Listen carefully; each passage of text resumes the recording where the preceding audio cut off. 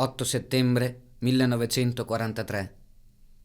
L'esercito italiano è in rotta. Gli alleati, salvatori o nuovi occupanti, sbarcati in Sicilia, risalgono la penisola. L'ordine del generale Badoglio è un lancio di dadi truccati. Consegnare o non consegnare le armi ai nazisti. Ciascuna caserma deciderà la propria sorte. Piegarsi ai nazionalsocialisti o combattere, sapendo in anticipo l'ovvia sconfitta. I vari reparti capitolano, dalla Grecia alla Sardegna, da Torino a Palermo.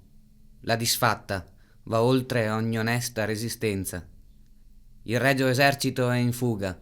Vittorio Emanuele di Savoia è in fuga.